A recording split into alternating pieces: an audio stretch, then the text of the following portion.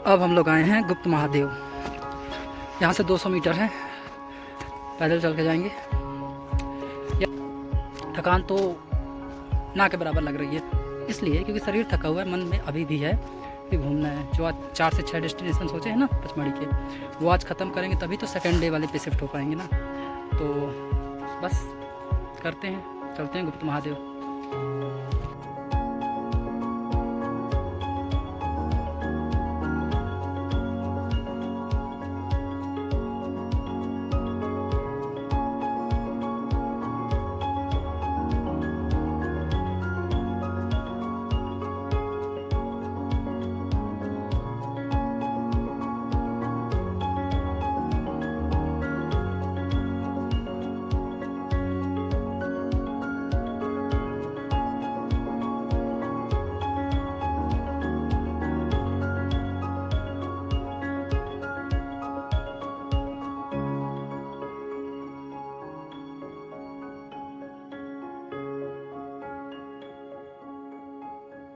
इतनी पतली की है भाई ये।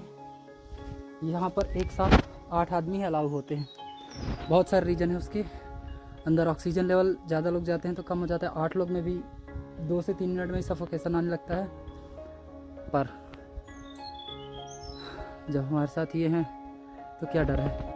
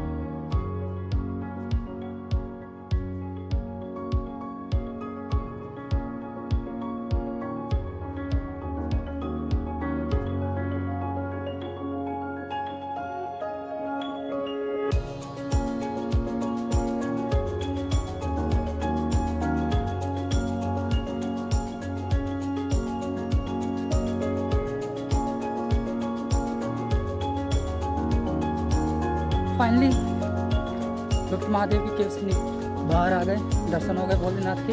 गणेश जी भी थे।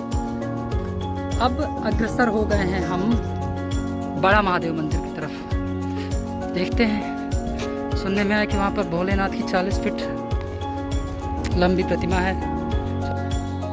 3 से 4 प्लेसेस हो गए हैं आज की डेट के, और अभी चल रहे हैं बड़ा महादेव मंदिर की ओर।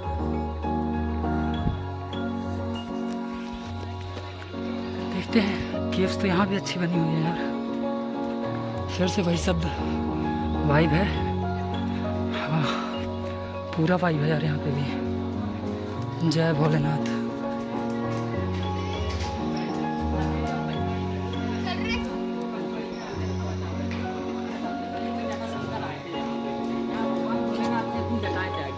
तो उसके बाद सर वहाँ से होते हुए वहाँ पे पता चल गया कि बस उनके पीछे ही आ रहा। तो उन्होंने यहाँ पे लाके उन्होंने कई देवताओं ने आग्रह किया विष्णु भगवान से, तो भस्मासुर को उस समय जब नवी ने रूप लिया तो विष्णु भगवान ने भस्मासुर को भस्म किया। ये भाई यहाँ पे स्टोरी बता रहे हैं। ये बड़ा महादेव की जो गुफा है वो नेचुरल गुफा बनी हुई है। गुफा के अंदर नेचुरल चलेगी। समझ गया क्या कहना चाह रहे हैं। मैंने एक बहुत पहले स्टोरी देखी थी टीवी पे। उसमें ना भस्मासुर करके एक दैत्य था, उसके बारे में कहानी है। उसको ऐसा वरदान था कि वो जिसके भी सिर पे हाथ रखेगा वो भस्म हो जाएगा, और वो इस चीज़ का गलत प्रयोग करने लग गया था। वो शंकर जी के पीछे ही लग गया था कि मैं शंकर जी के ऊपर हाथ रख दूँ तो वो भस्म हो जाए। फिर शंकर जी भागते फिर रहे थे, तो वो उस समय आके यहीं कहीं पे छुपे हुए थे, पचमढ़ी में ही, अगर मैं गलत नहीं हूँ तो। फिर भगवान विष्णु जी ने मोहिनी अवतार लिया था, मतलब एक लड़की का वेश धारण करके वो उसके सामने आए और उसको मैनिपुलेट किया, डांस किया, और डांस करते करते उसका हाथ उसी के सिर पे रखवा दिया, और वो फिर भस्मासुर खुद ही भस्म हो गया। तो यही थी थोड़ी बहुत नॉलेज। और ये है मंदिर, ये शिवलिंग है भोलेनाथ की। जय भोलेनाथ। डेली व्लॉग पे क्या बात है यार।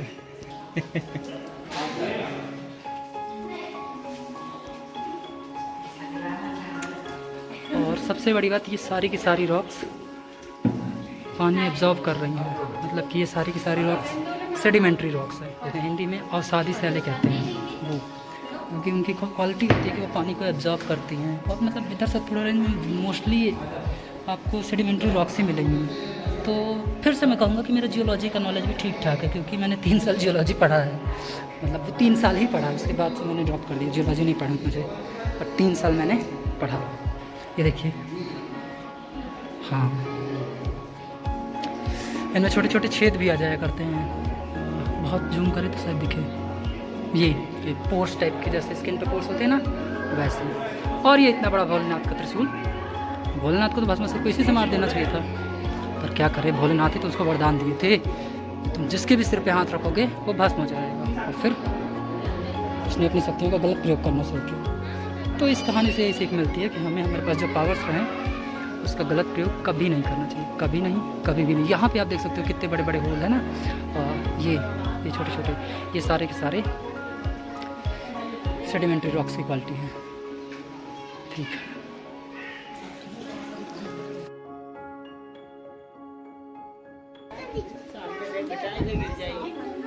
एक और केव,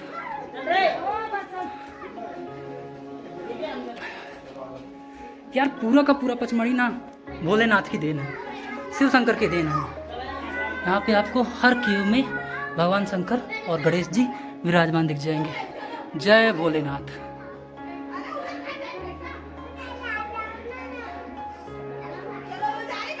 इतनी ठंडक है यार यहाँ पर, इतनी ठंडक है,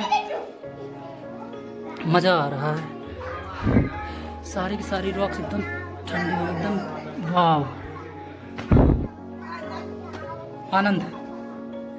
अगर 2023 में कुछ बेहतर है मेरे लिए तो वो यही है, पचमढ़ी, इससे ज़्यादा और कुछ नहीं है।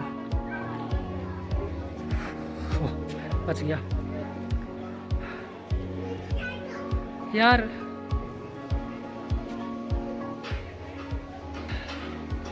सिक्स सेवन्थ की बुक में, जो हिंदी की बुक थी यार, उसमें मैंने पढ़ा था, मध्य प्रदेश पर्यटन का एक टॉपिक था, उसमें the very first time when I heard और read about Pachmarhi hill station. तो अच्छा लगता है यार, जब आप किसी ऐसी जगह पे घूमते हो या ऐसी जगह पर आते हो जो आप पढ़े हो, जिसके बारे में जाने हो। सेम फीलिंग मेरे साथ हुई थी जब मैं वन विहार के बारे में पढ़ा था, वो भी उसी साल पढ़ा था। उस बुक में ही पूरे ही मध्य प्रदेश पर्यटन के बारे में 2-3 चैप्टर थे। तो वन विहार के बारे में था कि वन विहार नेशनल पार्क ऐसा है। तो फिर जब मैं पहली बार वन विहार नेशनल पार्क गया 2016 में, 16 या 17 में, तब सेम फीलिंग थी और फिर आज है। तो अच्छा लगता है यार। मतलब अगर आप दिमाग में है कि अगर आपको किसी प्लेस को घूमना है तो बस थोड़ा सा टाइम मैनेज करो और घूम लो, हो जाएगा। आप ट्राई करो, आपसे हो जाएगा। ये मैं इसलिए नहीं कह रहा हूँ कि मैं घूम रहा हूँ, मेरे साथ भी समस्याएं हैं। ऐसा नहीं है कि मैं परफेक्ट हूँ कि बस मेरी लाइफ में घूमना है और ट्रैवल करना ही है, पर मैनेज करने से क्या नहीं हो जाता यार। मैनेज करने से तो आप कितना भी बड़ा काम क्यों ना हो कर ले जाते हो। तो फिर ये क्या है, ये तो बस ये है, पचमढ़ी है, पचमढ़ी धाम, चौरागढ़ है, और क्या। और मुझे पता है किस दिन आने वाला है सबसे ज़्यादा मज़ा, मतलब सबसे ज़्यादा मज़ा आने वाली है 3rd डे पे, जिस दिन मैं ट्रैकिंग करने वाला हूँ उस दिन। क्योंकि उस दिन बता रहा था अभी गाइड की 4 से 5 घंटे चढ़ने के बाद मुझे उस मंदिर पे चढ़ना है। अभी मंदिर दिखा नहीं सकता, बहुत हाइट पे है, अभी यहाँ से दिख भी नहीं रहा है। तो एक तो वो है, और दूसरा कि उसने एक बात बोली थी कि भाई ऐसा है कि आप कहाँ से हो। मैंने बताया सतना से। तो बोला कि जाओगे कब, मतलब कहाँ से गाड़ी पकड़ोगे, जबलपुर से कि भोपाल से। तो मैंने कहा भोपाल से। तो उसने कहा कि उस दिन ना तुम फिर भोपाल बस के ही रह जाओगे, मैं तुम्हें भोपाल तक मैं तुम्हें छोड़ दूँगा, तुम ट्रेन व्रेन में मत बैठना, मेरे को ही बोलना, मैं अपनी पर्सनल गाड़ी भी है मेरे पास, मैं तुम्हें छोड़ दूँगा। मैंने कहा ऐसा क्यों। तो कहते हैं उस दिन तुम इतना थक जाओगे, इतने रह जाओगे। तो मैंने कहा ठीक है यार, देखते हैं, चलने में तो अपन एक्सपर्ट हैं, तो देखते हैं क्या होता है।